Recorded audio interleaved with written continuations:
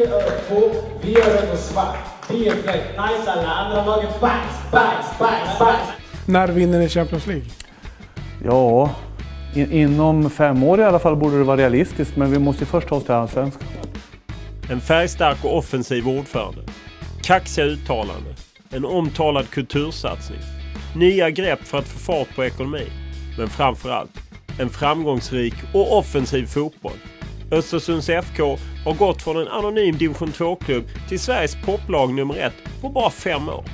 Den engelske tränaren Graham Potter har lanserat en offensiv fotboll och han har lyft laget som en raket genom seriesystemet.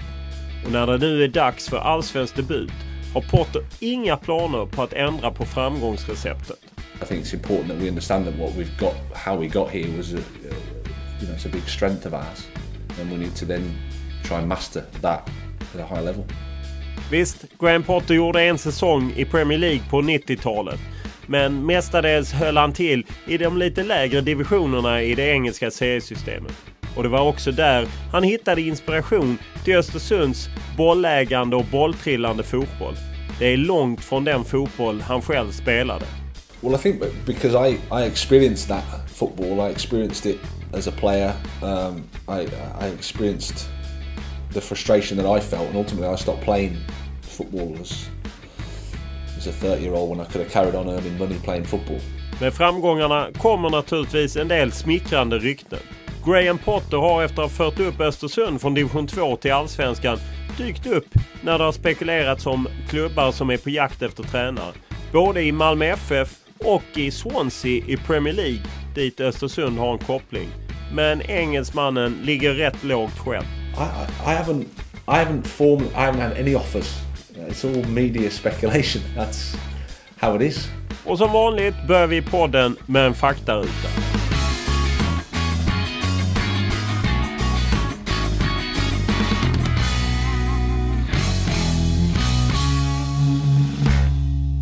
Age?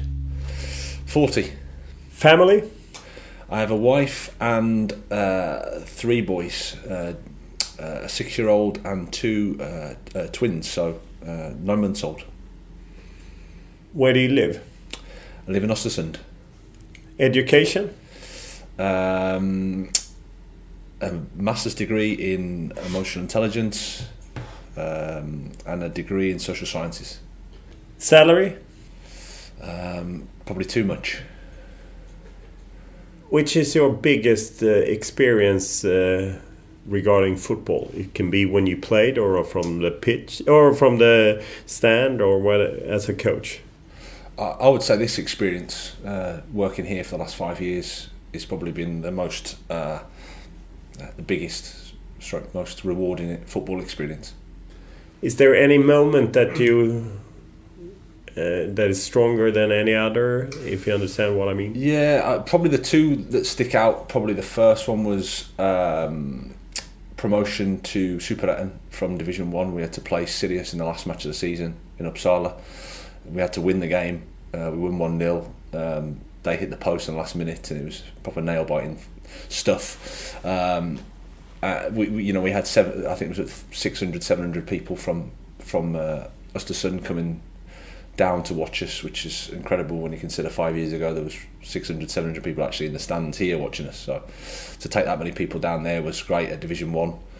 I think that was a real moment, and then of course promotion to Allsvenskan, Serie go away, and getting over the line after the sort of season of the 4 years of progression to finally get to Allsvenskan was a big moment. Which is the best player you played with?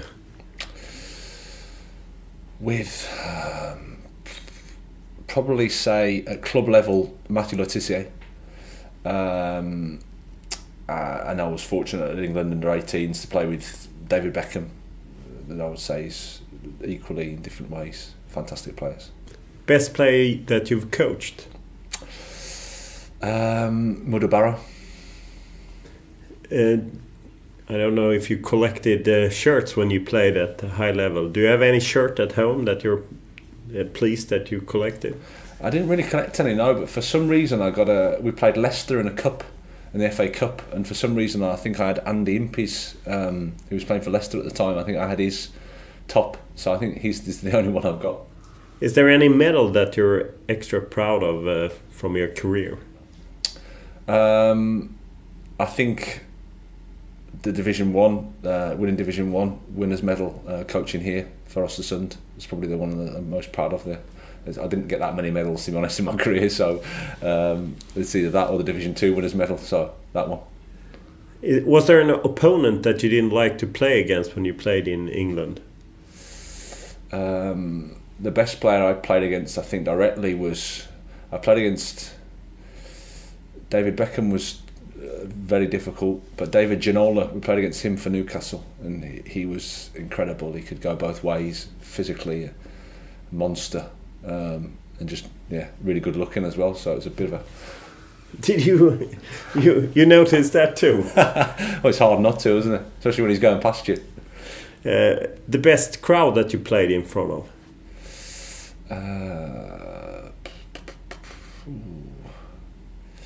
Best crowd in front of probably Liverpool. Played Liverpool in a cup match. I'd say Anfield was a special environment. Do you bet on football? No. Never have? No. Maybe when I was younger, I had a coupon with my dad, so I used to guess the results. A pound and try and pick seven results. But since then, certainly since I've been involved, don't bother. Do you have a favourite team in England and here in Sweden? My favourite team, I suppose Birmingham, because I started off there, is probably one of my favourite teams. But I was never really a massive fan. And here it's only Östersund. Do you ever go to YouTube and look for any of your exploits on the pitch, or isn't there any? I wouldn't have thought so. No, they would have been deleted if there's any. What do you drive? I drive I think it's pronounced Charan. It's almost like a minibus with all the kids. Do you have a motto?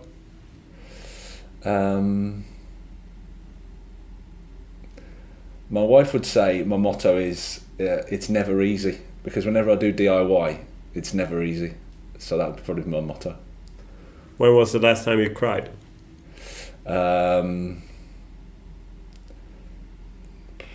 Relatively recently, I'd say about 2 months ago. When was the last time you were drunk?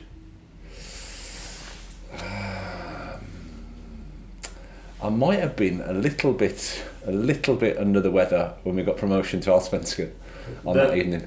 That's when you wanted to enter soap bar in Stockholm. No, that wasn't. Thankfully, that wasn't me. That wasn't me. Okay, you're innocent. I was somewhere else. Okay, that's good. Do you believe in anything? Or do you have faith? Not. I'm not. I wouldn't say I'm not really that religious. I believe in trying your very best to be a good human being as much as you can. What do you read? I read. At the moment, I'm reading a book by Kahneman, Thinking Fast and Slow. That's what I'm reading at the moment. What do you listen to? It's quite varied.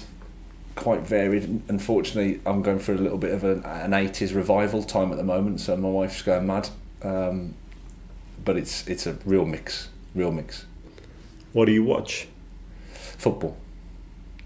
And how active are you in social media? Not very. I'm a follower. You're a follower, so you follow people on Twitter. Yeah, that's it. You're a lurker. Exactly. Yes, if that's the term, then yeah, I've been called that before, probably.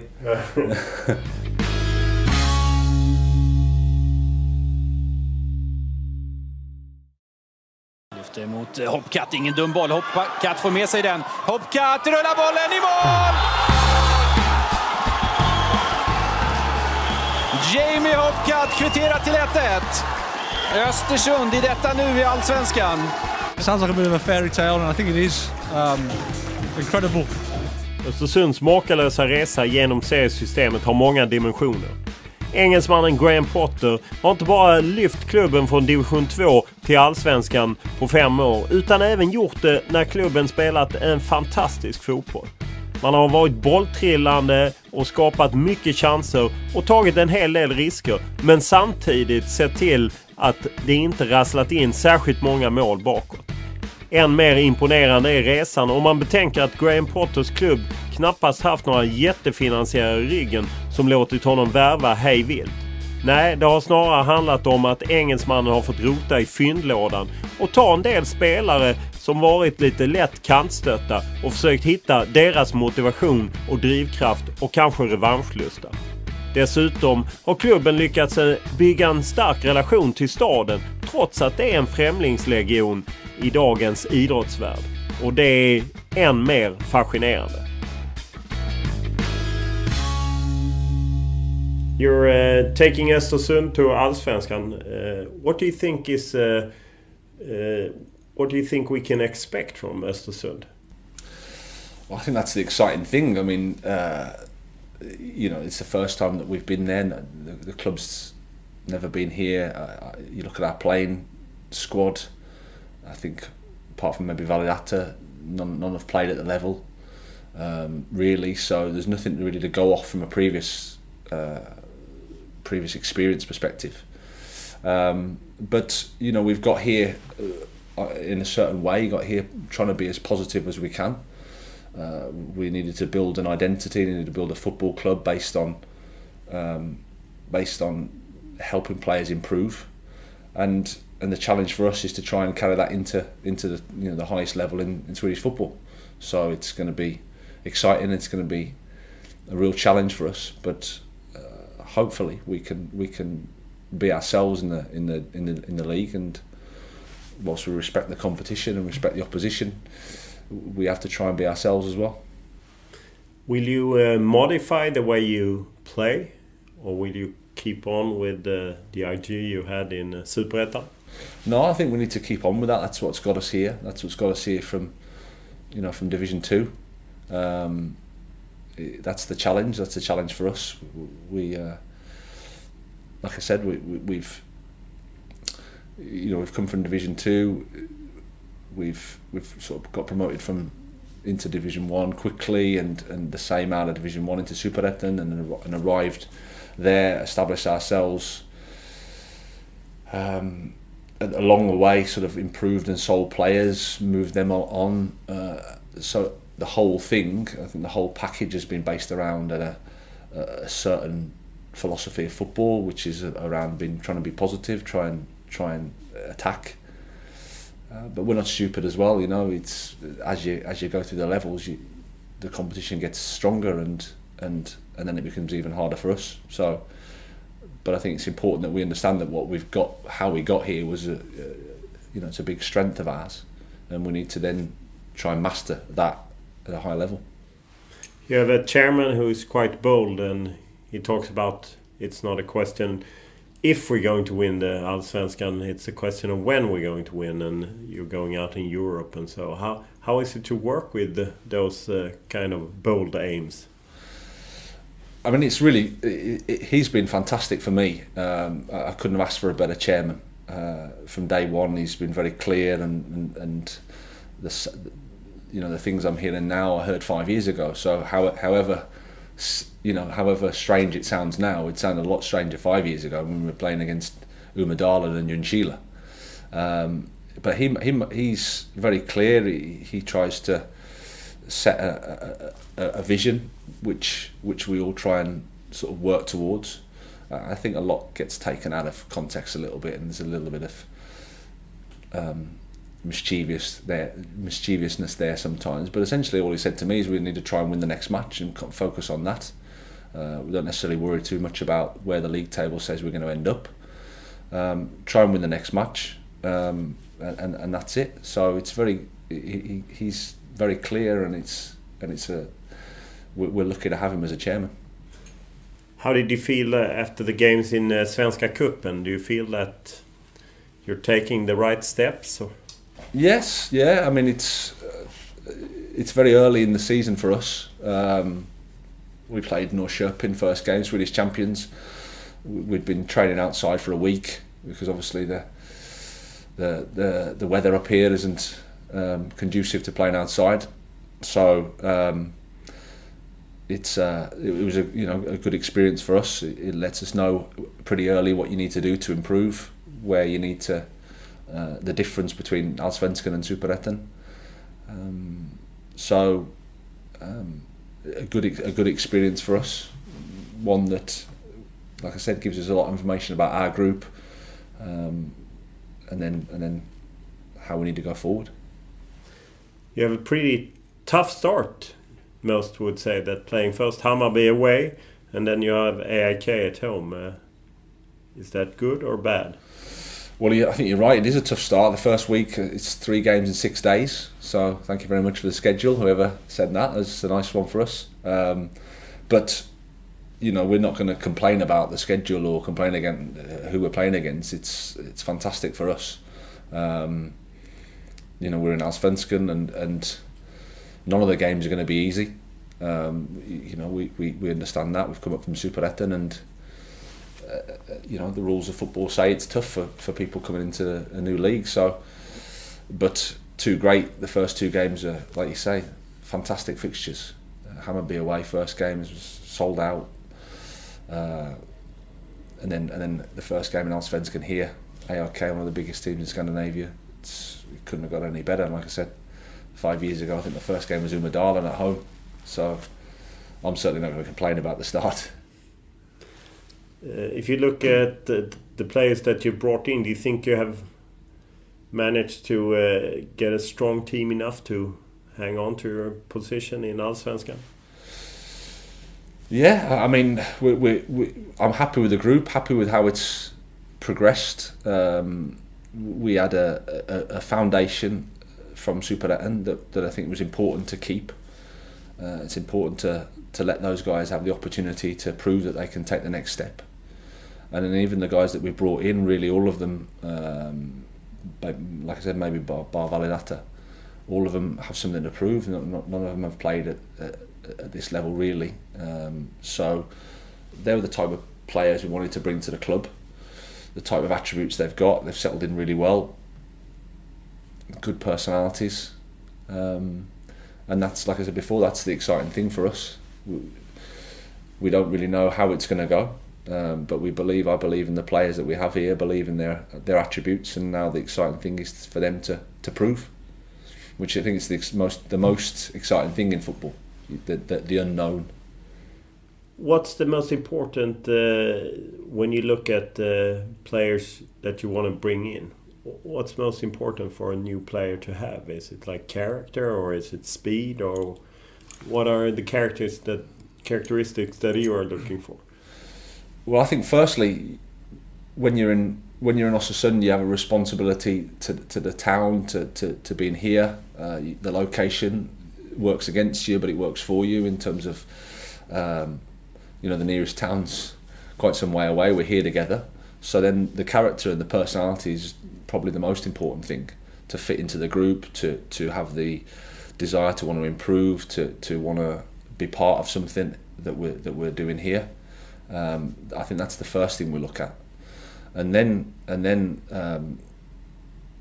our recruitment has been probably the same as we've moved through the levels. You're looking for attributes. You're looking for that gap that somebody maybe hasn't valued as much, or a way that you can work with that player to get a bit more value out of them that maybe conventionally isn't there.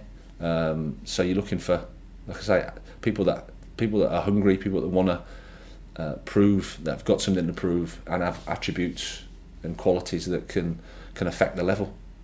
And then we try and puzzle it all together, because the facts are we can't attract top proven Allsvenskan players here. They're not going to come to Östersund, just like they weren't going to come when we were in Superettan. You couldn't attract top Superettan players when you arrive in Superettan. So you have to be creative with the type of people and the type of players you bring. You kind of find players in either the bargain basement or scrap heap a little bit, that you try to maybe that's been discarded by other clubs. Is that difficult as for a coach? No, I think it's interesting, and I think it's fascinating part of the job, really. You're just trying to work out, first of all, the human being, find out what's happened with their career, what's happened with their life, where they're at, what motivates them, and then their strengths, what they can bring to the group, and then you just got to try and puzzle it together. So I find that the most interesting part of the job. It's challenging, of course, and the easy bit is to have like I said, the proven players at the level. From a coaching perspective, it becomes a little bit easier then. But we've never been able to work in that way because of where we're at and the journey of the club. We had you've got a football club here that hasn't got anything to offer in terms of culture, in terms of tradition or history. We've had to sort of build it up. And then you're looking for those type of guys that want to make something happen, make a difference, do something a little bit different to try and create an advantage or get some sort of advantage over the opposition. A couple of the players that you've had here has been through some rough patches in their lives. What makes that? Does it make your job tougher as a coach when you have to take that into your process? No, again, I've never had a problem with the players. I've never had a problem with that. I think, of course, they're human beings, and there's been mistakes been made with a few, and you can see that they've been scarred a little bit by certain things. But again, I think that's really, really interesting. Fundamentally, we have to make the decision whether they're good people, whether they want to, back to what I said before, whether they want to improve, whether they want to be part of what we're doing here. And then if they are, then we'll just try our very, very best to put them on the right track, or to help them express themselves in a way that they can be themselves. If I think back to Modou Barrow, for example, he's probably a really good example of someone you sort of put in that category of a checkered past. And when he first arrived, you could see there's elements to his personality that were just a little bit not trusting, or a bit of a different personality. But fundamentally, he was a good lad that wanted to improve and wanted to play and wanted to enjoy his football. And then the more you invest in him, and the more time that you give him and the group, and everybody gets to know each other, and there's that mutual, if you like, respect and trust, then things develop within the group, things develop within that individual, and then by the time he leaves us, he's smiling as big as, and he's also crying because he's missing his friends and his family that he's made here, and I think whilst that's a challenge to go through that process, it's not something that just happens. Whilst it's a challenge, I think it's probably the best thing in the job. Modou Barrow, was there any hesitation on bringing him to the club? I mean, there's a discussion after Adam Johnson in Sunderland. We had Mikko Albonos in Malmö FF. I mean, as a club, what kind of moral responsibility do you take? Do you understand? Yeah, absolutely. And I always speak with Daniel, the chairman, about anything like that. I think we can't, as I understand Swedish society, you live in we live in a society where the law has to punish people for whatever it is, and then once they're into society, they have to have an opportunity to carry on with their lives. That's how, certainly we've seen it with any mistakes that have been made in the past, and then we have to feel comfortable that, again, regardless of what's happened in the past, that they're the right person for us going forward in terms of those. Are they able to be a good person in our environment? So that's how we look at it. How much is taking care of the human being and things like that part of your job as a coach, or are you very much just on the football pitch? No, I'd see my job as, it's always firstly they're people, they're human beings. They're with us for a couple of hours to train, and then the rest of the time they're somebody's son, somebody's brother, somebody's boyfriend, you know. So I think it's important that they, from my perspective, being here, that I understand the players, understand what they're like as people, and try and help them develop as a person, because that they'll be that before they're in a long time after they're stop playing football.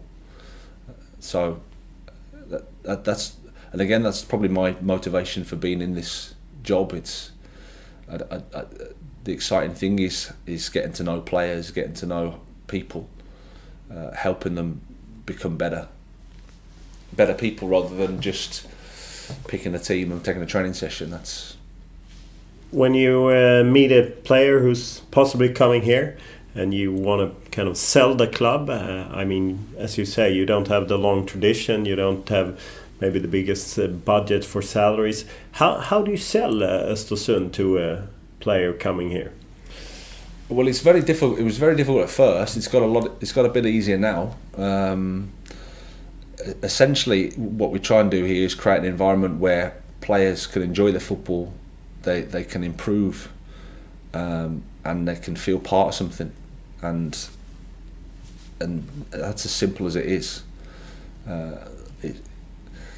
Over time, I guess, because we've had success with, say, David Akam or Rasmus Lindqvist, or even, you know, Modou, Sean Moon left us. There's been times where, as a football club, we've demonstrated that, despite the fact that we're maybe going for promotion or wanting to progress the football club, the opportunity, if the player outgrows us, to move and to develop their career, that's always been a sort of step that we've taken, and I think that, again, that just reiterates and shows that fundamentally it's about coming and trying to improve and trying to develop your football career.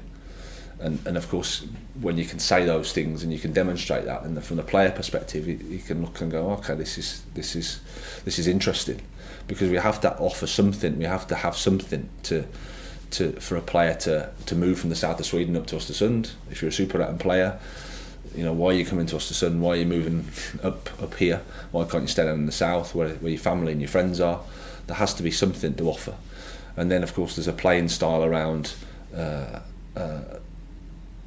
how we've worked, which, again, when I go back to Modou, he was attracted to coming to Östersund because he thought that how we played suited his style of football, and so it sort of runs. I think it runs hand in hand, really.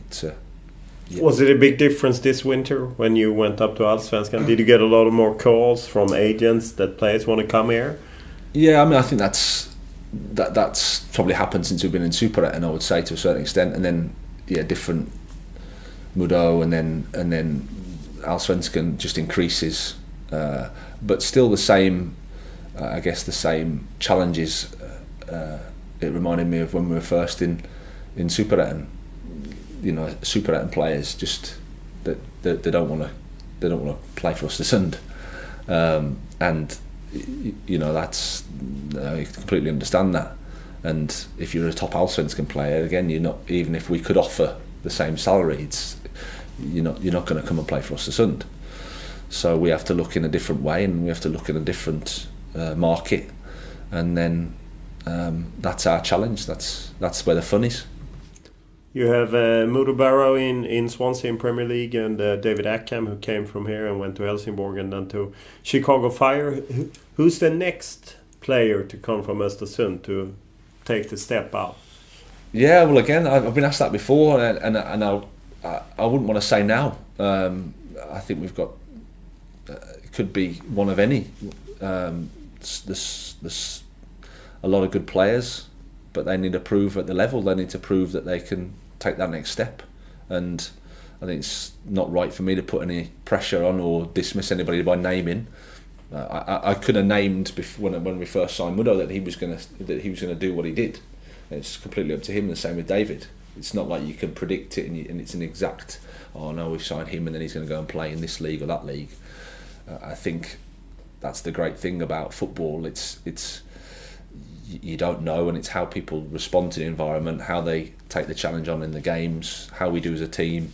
Lots of factors are there.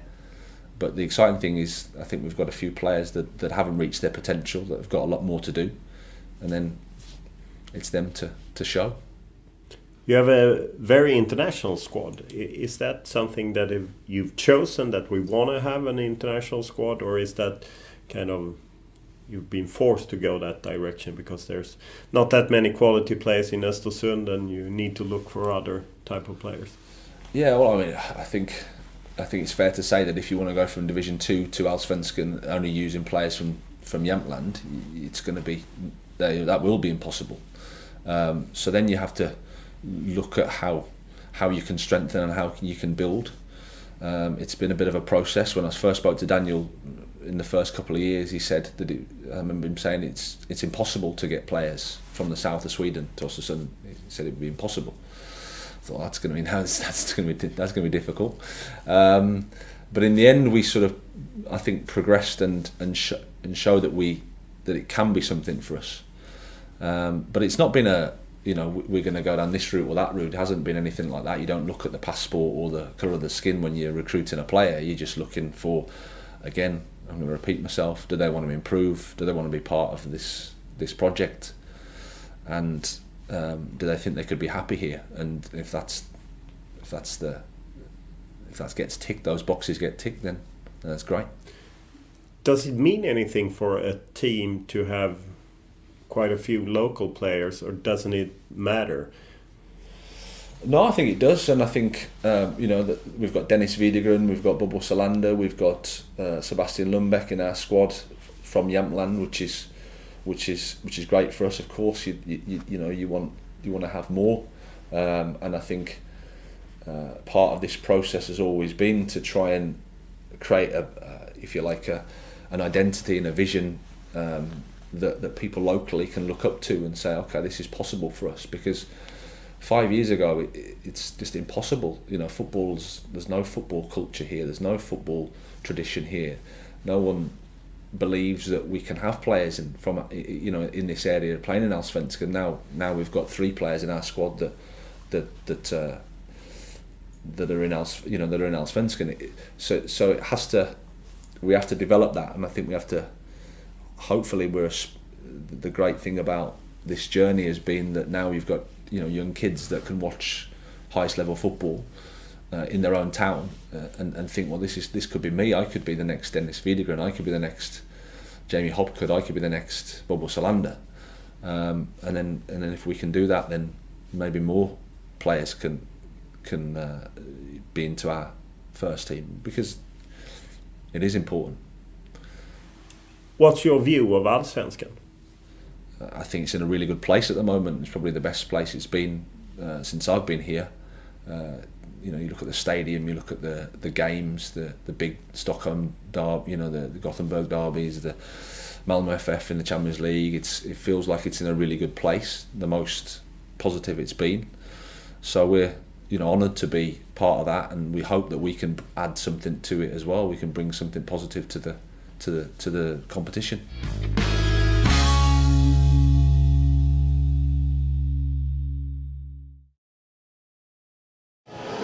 Ja, men det är ju ingen idé att gå dit och vara någon form av turist.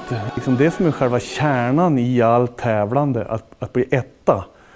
Liksom etta i varje moment, etta i matchen, alltså vinna matchen, vinna serien.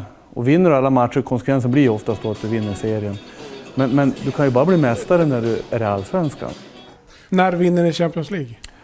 Ja, inom 5 år i alla fall borde det vara realistiskt, men vi måste ju först ta oss till Allsvenskan. Det är inte många klubbar där ordföranden är mer omskriven än tränaren. Men så är det i Östersund. Den frispråkige Daniel Kindberg levererar rubriker i parti och minut och talar om att nå Champions League och vinna SM-guld.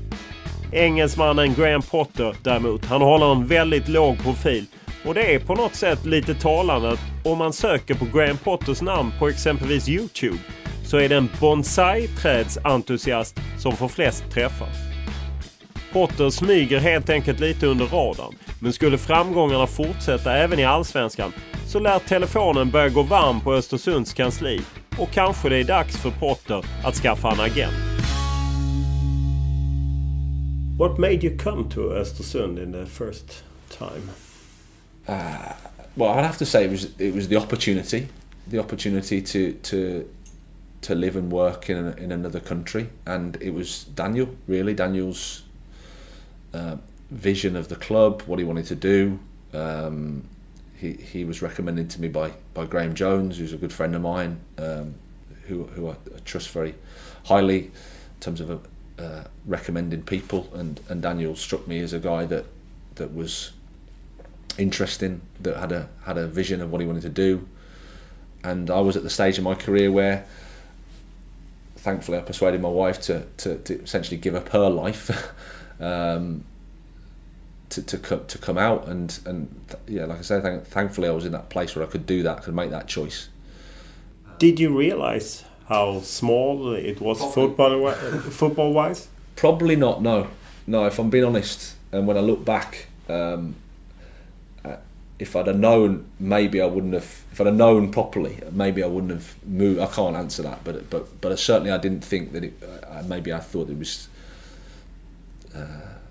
a bit different. But when you came here, was there any time that you thought, "Oh my God, what did I get myself into?" And with my family? No, not really, because the people at the club have always been brilliant to me, and that made me feel really secure and happy. The people at Östersund Football Club will be my friends for the rest of my life. You know, I sort of love them, but you just realise there's a lot of hard work to go. That's the thing, and then you can't look too far ahead. You know, you sort of first game I think we lost to Sollefteå in a pre-season match 2-1. And they were in Division 2 as well, and you think, well, you know, the vision is to get here, but we're a long way off that. We need to do a lot of work, and we need to just step by step. At that point, it was just about literally getting a bit of belief back into a football club. People just trying to enjoy the football, trying to be happy at playing football again. So it's when I think back to that period, and I think where we are now, it's night and day. What did people in England say? Your old friends from football and so on. You told them, "I'm going to Östersund to coach a team in the Swedish fourth division." They were just, well, that sounds, yeah. Of course, they're probably polite, but they said, "Yeah, that sounds really interesting," and I think it is. It is an interesting. It was an interesting project. It was an interesting idea, and I wasn't at the stage of my career where I could just walk into an Allsvenskan job or a you know, anything like that. I part of the appeal for this was that the club had an idea, had a belief, or it had a vision of where it wanted to go, but it was just found itself in where it didn't want to be, in the fourth tier. So the challenge and the really exciting thing was trying to build it up to where it wanted to be, and to try and create something that people were proud of, that to build a football club. I don't think you get those sort of opportunities, really. Apparently Daniel, the chairman, is a man with great visions, and also he's a good salesman, apparently, since you came here. But isn't there any problem with someone who's that challenging with the aims, and that we're always going to be the best, we're always going to win the next game? If we don't win the next game, apparently our coach hasn't done his homework well enough. Isn't there any backside of having such a challenging chairman? I haven't found there to be. He's always been fair with me. He's always supported me. He's always been great with my family. He's been consistent with how he's been. So I've found there's been nothing negative from my perspective. I think it makes it very clear. I think we all in football want to focus on trying to win the next match. That's how if you speak to most coaches, that's what they want to do. And of course the other things just, I suppose, generate a bit more interest. The headline stuff, but he's never said to me, "Oh, you know, Graham, we need to win this league or that league." It's always been the next game, and to focus that and try and win that game, and then from that we take the information from that and move forward. Compared to your chairman, you kind of go under the radar media-wise. Is that something that you've chosen, or is that just the way it's become since Daniel takes most of the headlines? Yeah, I think so. Maybe, and obviously his Swedish is better than mine as well, which is obvious. No, I think it's easy to get I suppose a headline from Daniel. That's for sure. But I just go about the job and go about the work, and I don't sort of look for any sort of interviews, or I don't turn any down. I'm happy to speak to anybody, but it is what it is, so there's no problem. You have quite a good career as a player. You even played in Premier League, 6, 7, 8 games, something like that, for Southampton, and played in the Championship and other divisions in the English. How was that? Well, I was very fortunate. I got away with being a professional footballer for 13 years, and then I finally realised I was not so good. But I started off at Birmingham City. It was great as my hometown club. I made my debut at 17, but we were a bad team at the time, and pretty quickly I stayed in the team for sort of 25 matches, and then sort of discovered the harsh realities of professional football. When you're in a bad team and you're losing, supporters turn on you. Doesn't matter how old you are or where you're from. So that was a harsh lesson in terms of Did anything happen with you? No, just obviously just the English football supporters are not shy in letting you know what they think of you. I remember it was they had like a Friday night television show, sort of Central Weekend Live it was called. It was just basically a chat show, and they used to bring in any sort of controversial subject and polarise opinion and get people in the audience, and be a big debate. And then one was about Birmingham City, and I always remember my aunt told me that the subject was Birmingham City. Some guy stands up and he said, "I just want to say this, Graham Potter." And my aunt is watching it, and she's thinking, "Oh, you know, her ears prick up. She's going to be nice and proud." Graham Potter, he is the worst player ever to put on a Birmingham City shirt in my life. You know, so you get little things like that, which are part of the business and part of the job. But I have a lot to thank Birmingham City for, because they gave me that opportunity to start my career off, and then I had sort of the next probably 5-6 years moving to Southampton. I had a year at Southampton, some more time in the Championship with West Brom. So the first, I say, half of the year, my career was at a decent level, and the next half was, you know, Division 2, Division 1. But it's tough. I played in lots of positions, which I think helps me now as a coach. Playing at the different levels, from sort of under 21 international to the conference in England, gives you a full spectrum of the difference of the game, and that's the thing that most people find probably difficult to understand. That if you watch a game, you know, a reserve match at a Championship level, Premier League level, and you compare it to Division 2, it's like a completely different sport. The physicality of Division 2, the you know, the one manager saying, "I don't care what you do, even if you kick it and it goes out for a goal kick, it's fine." And I'm thinking that's not really why I started to play football for, but I understand the concept. How was it when you were part of the Premier League? You played in Southampton 1996, 97, something like that. Did you think that here I will stay for quite a while? I didn't think that, no, and that's probably one of my problems as a player. I was probably didn't quite believe in myself enough, or didn't quite understand what it took to be a top player. I moved to Southampton. It was just at the start of the real Premier League boom, if you like. I think Zola, Bergkamp and those guys had just arrived, and there was a real interest. So yeah, I suppose I struggled to really think that I could be good enough to play at that level. when I reflect back. How was the slide when you started to slide down from Premier League and down in the lower leagues in England? Well, I went from, and then I went for West Brom. I played quite a bit at West Brom, and then my contract ran out. And as it normally happens, to turn over a manager, your contract gets when your contract gets sort of finishes, then it's time to look for another club.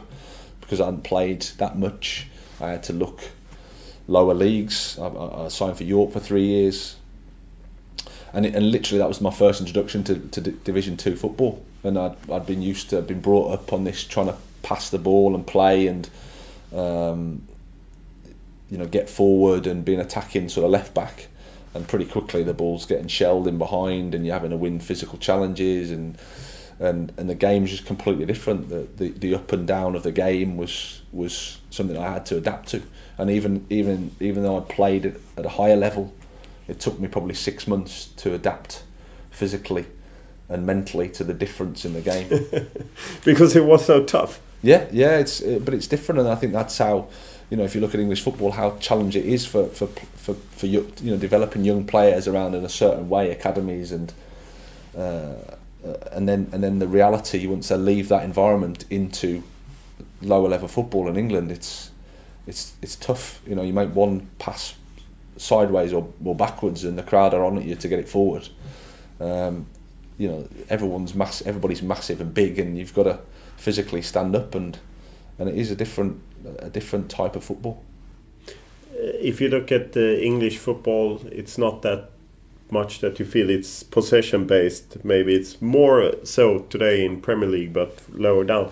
It's so surprising that you come with, our view in Sweden of English football is strike a long ball and then run, and you come to Sweden with something else. How come? Well, I think because I experienced that football. I experienced it as a player. I experienced the frustration that I felt, and ultimately I stopped playing football as a 30-year-old when I could have carried on earning money playing football. So for me, it wasn't something that I really enjoyed being part of or seeing, really. So then it was about me trying to work out how to work in a different way, and the benefits of that. So then it was about that period, that 5-year period. Where did you get the inspiration from, except that you played like that? You say you watch a lot of football. I don't think you get that much in England, or am I wrong? No, you probably don't, but I suppose because of my link with Graham, I got to see Roberto quite a bit work. He's the assistant coach in Everton to Roberto Martinez. And his journey from, I suppose, Division 1 in the third tier in England, when Swansea won promotion from Division 1, they played with a style of football and a playing style that you would previously to that was said that you can't play that way in Division 1 in England. So I suppose I got a little bit of a sense that it is possible to play a different way. But I still think that the fundamental motivation for me came from within, because, like I said, my sort of interest is to help players enjoy the football, and that comes from maybe not kicking it like I did out of the pitch for a goal kick. Well, that might just be my ability, to be honest. I can't blame anything on that other than my ability. Which coaches are inspiring to you? Obviously at the highest level, I'm really interested in Guardiola, because I think how he sets his teams up is interesting. His imagination in terms of how he plays it's certainly different. But at the same time, I've followed Jurgen Klopp when he was at Dortmund. Really interested to see how he's adapting to the Premier League. Even Van Gaal, how he's adapting, struggling at Manchester United. I'm not saying that I just think it's fascinating to follow the top coaches and see how they're dealing with the challenges they have.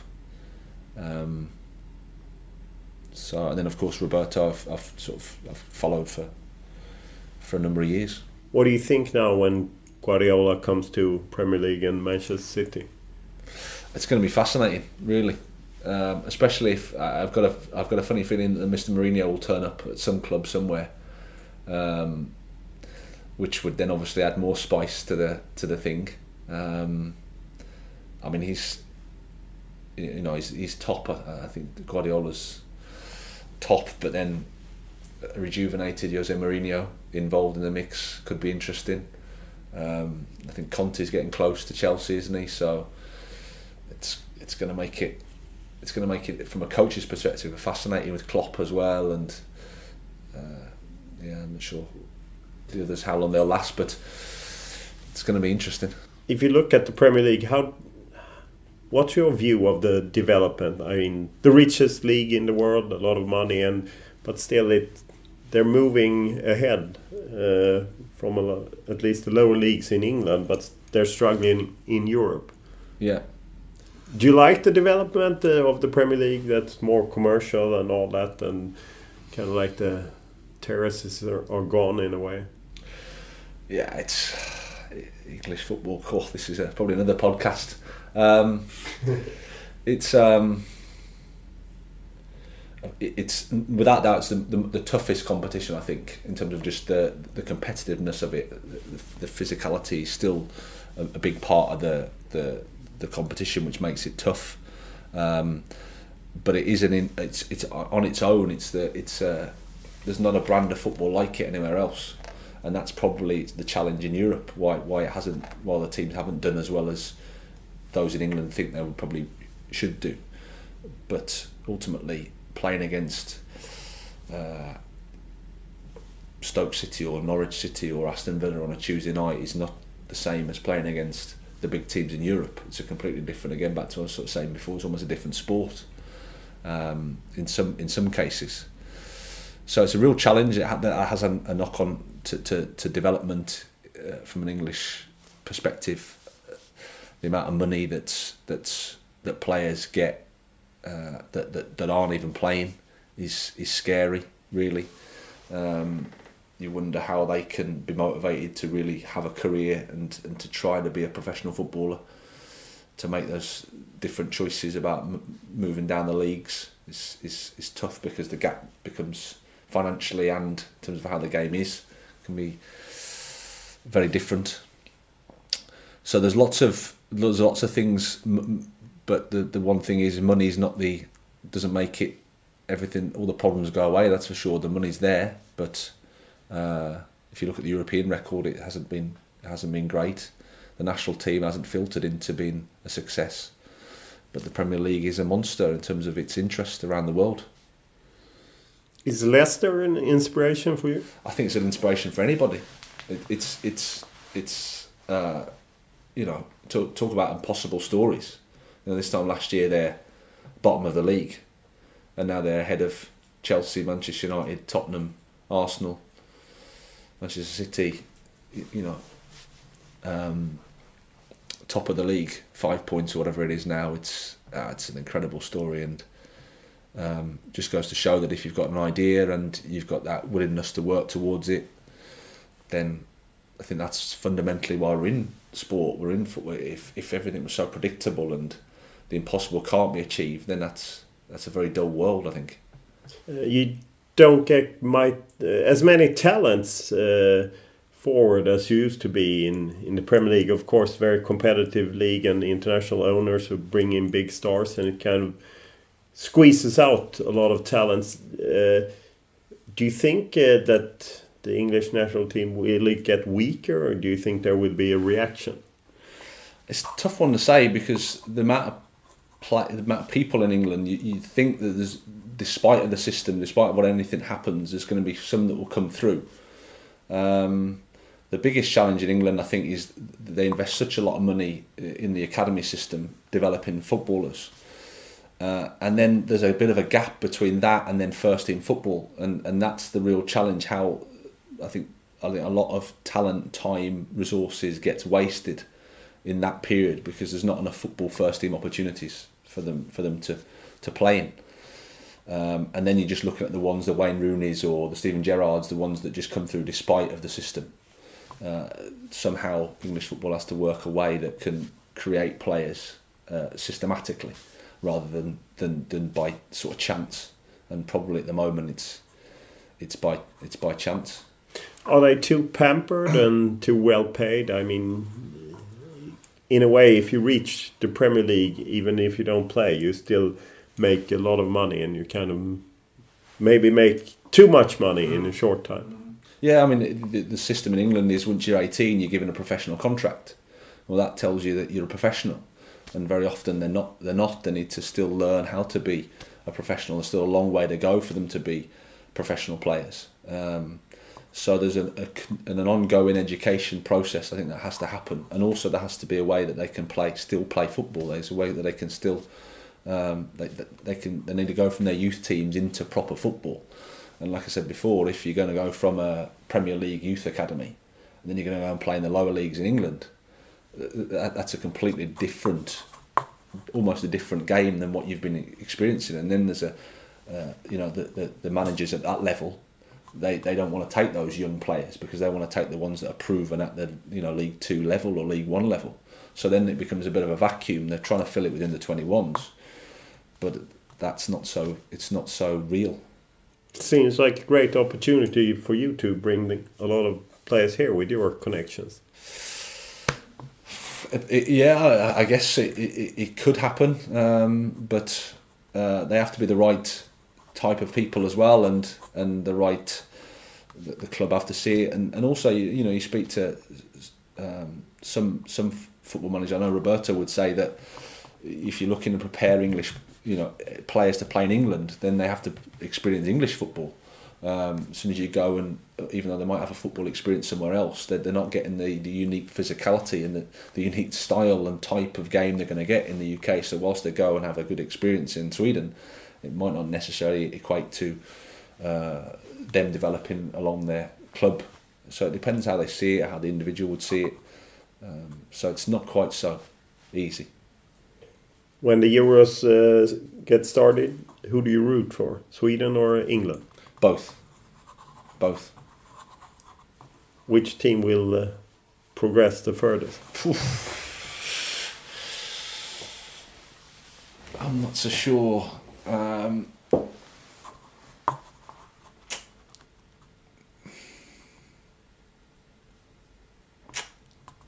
not got a massive amount of for this. I think Roy Hodgson is he's almost like a bit of a hero for me in terms of how his career's gone and how he's gone through, like you say, through Europe, and he's gathered all this experience. So I'm hopeful that he can do well in the tournament because I think he needs to. I think he's under that scrutiny. But if I had to say any, I would say maybe both would get out of the group, but that might be it. You don't have the right license to be a coach in Allsvenskan. How come? I've applied for the pro license for the last 3 years, but the English FA have said that I wasn't allowed to go on it. But thankfully they've promised me this year that I can go on the course. Education has been part of my development as a coach. Every year I've done something, but it's just been one of those things. I wanted to do I've done all my badges with the English FA, and I wanted to carry on doing it. And I think because I've been working outside, they prioritise their limited spaces for coaches working with English players, and I had to be patient. Thankfully, the Swedish FA have been good around the situation. I think that they've looked at my particular position and said, as long as you do it next year, it should be okay. Have you had a help with the Swedish FA to contact the English FA? Yes, yeah, they've been great. They've been really good. So it's just one of those things. Like I've wanted to do it. I wanted to, sometimes you think that people do qualifications just to get the qualification. And I always wanted to be at a point where I had something to offer the course. I could actually get something from the experience. I didn't just want to go on a course just to get the tick that box.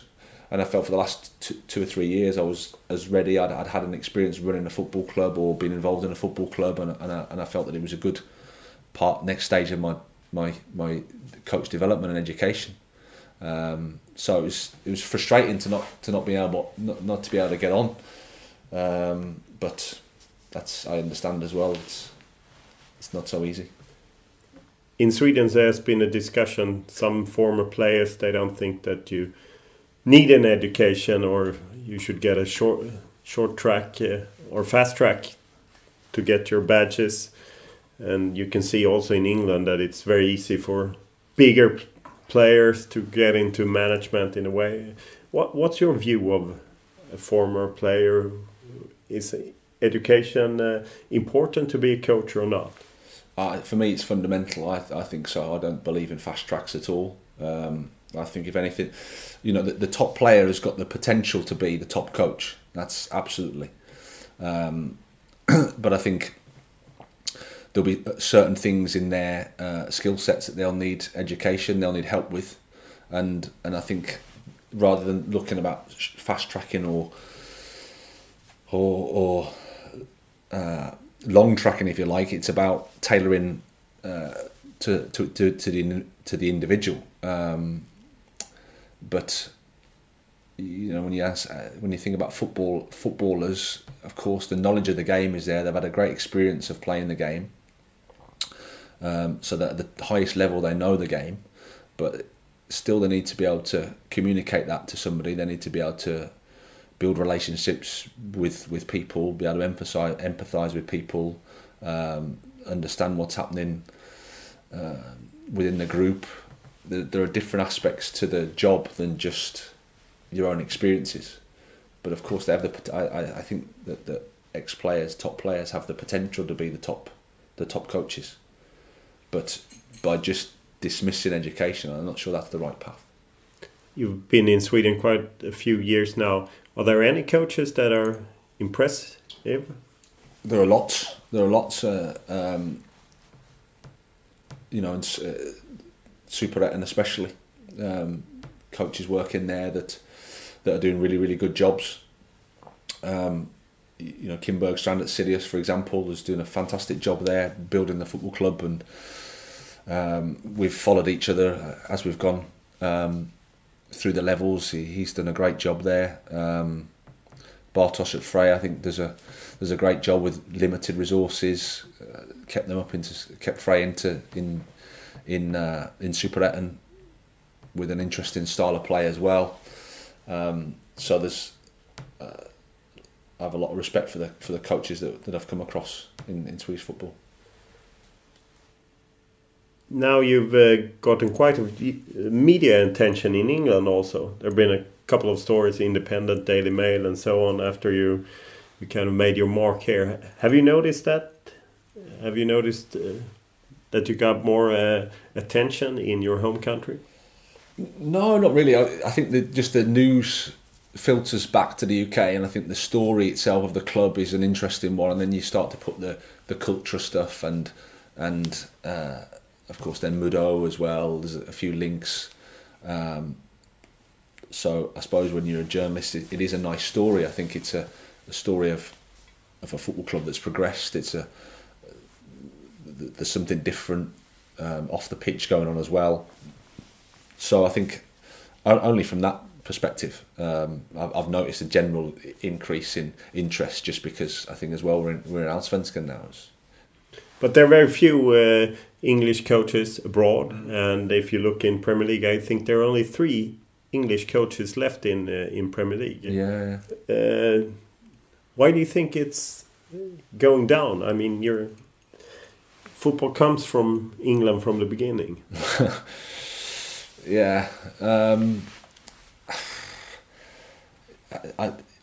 I don't know. I think, how many want to take the opportunity to move abroad. I don't know. There's the mentality in England that everything's there. We don't need to move anywhere else. There's a bit of an island mentality maybe. also the opportunities to move aren't there as well. In fairness, it's I'm not sure. I don't know why that is. I think the ownership in the Premier League, in the highest level, you're dealing with European footballers most of the time in the Premier League. Not that many English players as well. So maybe the owners are looking at it and going, I want someone with an experience of working with different nationalities. It's very hard for an English manager now, I think, to work his way through the lower levels and to get to the point where they can take a job in the Premier League. I suppose in a way people are hoping that David Moyes would succeed, because he'd done a stint in Everton, did a great job there, but taking that next one onto the big Manchester United job. So but it's up to the English coaches to educate more, to be better. Is it a way, if you have success abroad, it takes quite a while? I mean, if you look at Roy Hodgson, he had a lot of success abroad. It took a very long time. He had a short stint at Blackburn Rovers, and then a long time before he was kind of acknowledged even in England. Do you feel that from your side that it's hard, even though you've had great success here, that still to come back to England, the English FA hardly will give you the badges? There is a bit about it that, like I say, I'm an Englishman, so I can say this, that it is quite blinkered to English football, and people aren't too interested about football outside of England. That's what it is. So, I remember Arsene Wenger first came and he was like, where's he working? In Japan, sort of. That was his how it was sort of seen. So there is a little bit of that, but it doesn't. Is it kind of like an arrogance? Yeah, arrogance, ignorance, call it what you want. Just probably, and it's not. Of course, that's not all in every case, but again, probably the strength of the Premier League, the competitiveness of the football in the UK. You've got 5 leagues, all professional. In the 4th tier, 5th tier in English football, you can have 10,000 people watching the game. So it's a real pressure situation all the way down. So there's not much room for anything else. But it's an interesting, it's a tricky one to really put your finger on. Why? What's your aim? If you look, we don't care about Östersund, but where's Graham Potter in 3 or 5 years? I never think like that. I've never thought. Sure, you do. We all do. No, not really. My job was I see this as far as I'm here as long as people want me here, and I'm the right person to improve the football club. I think as soon as you start to look too far ahead in football, you take your eye off the job that you're doing now. We're in a really exciting phase here. This is sort of making history. However long this club stays in Allsvenskan, there'll only be one first year, and this is it. So my focus is on that.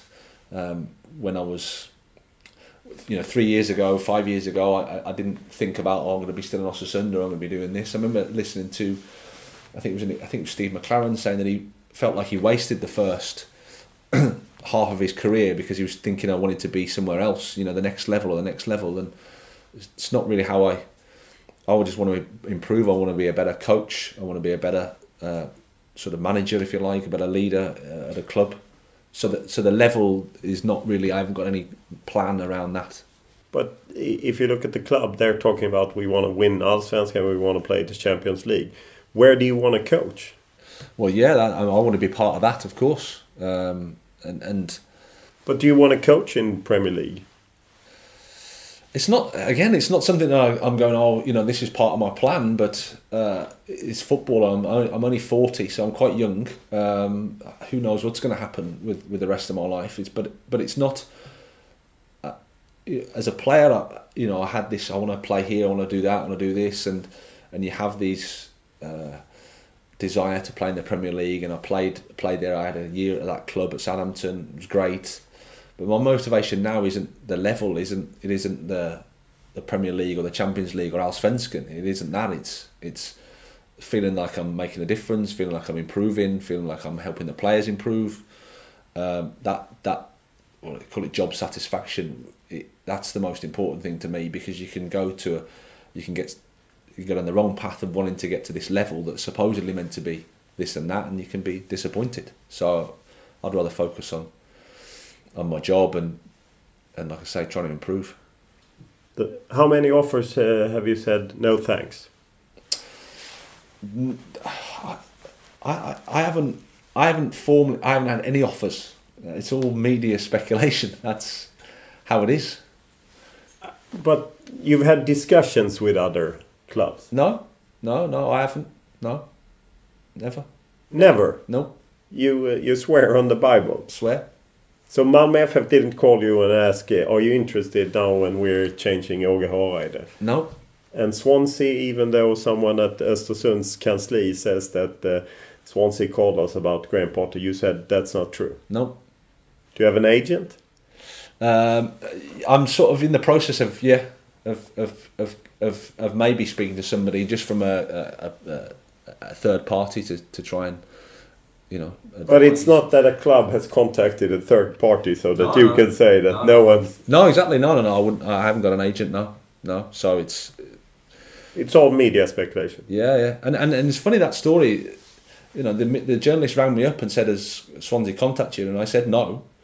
And then the next day, it's in the newspapers that Swansea contacted, and it's amazing how the media can run away with certain things. But you say it's not. How many years do you still have left on your contract? This is my final year. Wow, you're in a really good situation. Oh, I don't know. It depends. You know, it depends how you look at it, I guess. Yeah, but I mean, considering what you've achieved and that your contract is running out. Yeah, but I don't really think about it in that way. I just, me and Daniel have always worked in a way that we just wait until, you know, the end of the season, and we discuss and we see how things are and whether I'm the right guy to sort of take the club forward. All this cultural stuff that you got a lot of headlines from. Sometimes I can feel that it's kind of like a good way of creating interest around the club. But what's your view of it? Well, I think it's been a challenge, and it's been great to be part of. People always ask me, you know, does it make them better footballers and does it help you win more games? And I think the answer is yes and no. It doesn't help you pass the ball better or shoot better or anything like that. But what we found is, because we're here, because we're lucky that the location means that everybody's in Östersund and we're a close-knit sort of family, if you like, a group, that you can use it from a building perspective, a team building perspective. It's really good in that way. But also it's an interesting human development project, in that, you know, players are doing stuff that they're not comfortable doing. You know, I'm doing things that I'm not comfortable doing. You know, you see how people respond in those situations and how they can get each other through and what they can do to embrace the challenge. And I think that's the interesting thing. If you think that being a better person equates to being a better footballer, then that's how it can help us. So it's been brilliant. You can imagine the thing gets announced, you know, we're going to do a play and we're going to act, or we're going to do this, or we're going to sing, or we're going to dance. And initially the thought is, oh no, you know, this is going to be tough and this is not what I'm good at all. And then it's about just going through that process of trying to get to the point where on the day you can perform and you can do something, and then when you do it, it's been some of the best experiences I've had since I've been here.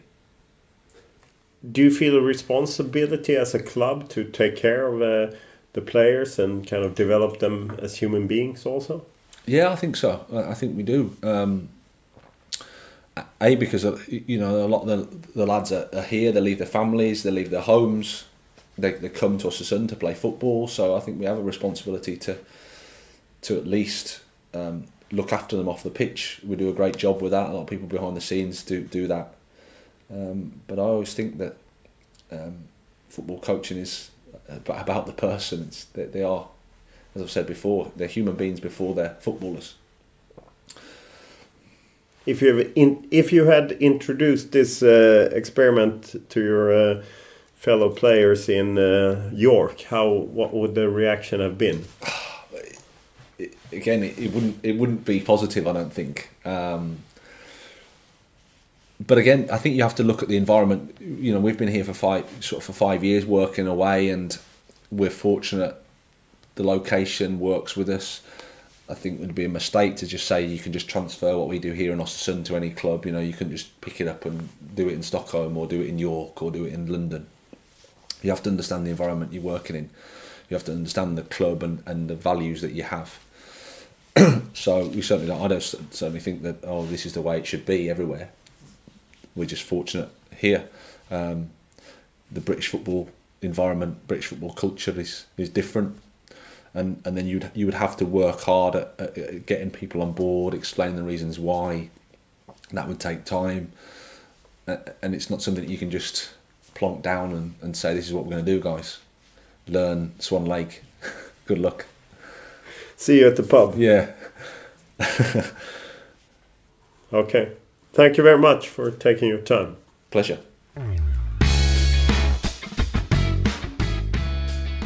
Östersunds fotbollsklubb rustar på många plan inför debuten i Allsvenskan. Och när jag träffar Graham Potter i Östersund så är det i en byggbarack i skuggan av Jämtkraft Arena där man håller på med renoveringar och utbyggnader för att få in 10 000 åskådare lagom i tid till seriespelet drar igång. Inne på kontoret, som är ett spartanskt rum, så bjuder Graham Potter på te och börjar sen prata. Det är en pratglad herre, men han är som en del engelsmän i den här branschen rätt försiktig när det gäller att ge rubriker.